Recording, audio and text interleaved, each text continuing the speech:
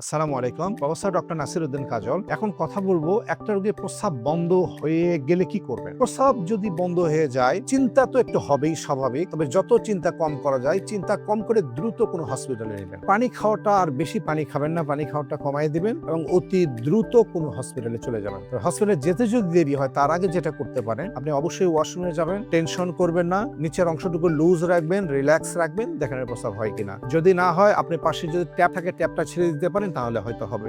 এতেও যদি না হয়, তাহলে সেই রোগীটাকে আপনি যত দ্রুত হসপিটালে নেবেন। হসপিটালে গেলে ওইখানে ডাক্তার আপনাকে দেখবে, রোগীটা দেখবে, কথা শুনবেন, শুনে ওনাকে যদি প্রস্রাব না হয় একটা ক্যাথেটার করবেন। তবে ক্যাথেটার করা মানে কিন্তু রোগী আপনি ভালো হয়ে গেল না, অর্থাৎ ক্যাথেটার করে এই ইমার্জেন্সি অংশটাকে ওভারকাম করা গেল। এখন এই রোগীকে আবার বিভিন্ন পরীক্ষা নিরীক্ষা করে এটা কারণটা বের করতে হবে, কেন প্রস্রাব বন্ধ হয়ে গিয়েছিল। সেই কারণটা বের করে তার চিকিৎসা করলে আপনি কমপ্লিট চিকিৎসা পাবেন এবং ভালো হবে। এই কথাটা বলার উদ্দেশ্য, প্রচুর রোগী আছে আমাদের কাছে আসে, প্রস্রাব বন্ধ হয়ে গেছে, তারপর দেখা গেল যে আমরা ক্যাথেটার করে দিলাম, তারপর পরীক্ষা নিরীক্ষা করে ধরা পড়লো একটা রোগ, তার হয়তো চিকিৎসা লাগবে অপারেশন। উনি প্রথমেই বলবেন যে না, এটা ঔষধে সারে কিনা। হ্যাঁ, স্বাভাবিক, আপনি যেহেতু জানেন আপনি বলতেই পারেন। তবে সব রোগীরই অপারেশন লাগে না, আবার অনেক রোগীরই অপারেশন ছাড়া ভালো হন না। সো এই জন্যই আপনি ডাক্তারের কথা শুনতে হবে। ডাক্তার আপনাকে যেভাবে বলবেন সেই কথাগুলো শুনবেন, ওইভাবে চিকিৎসাটা গ্রহণ করবেন, আর রোগী ভালো থাকবে, আপনাও ভালো থাকবেন। ধন্যবাদ।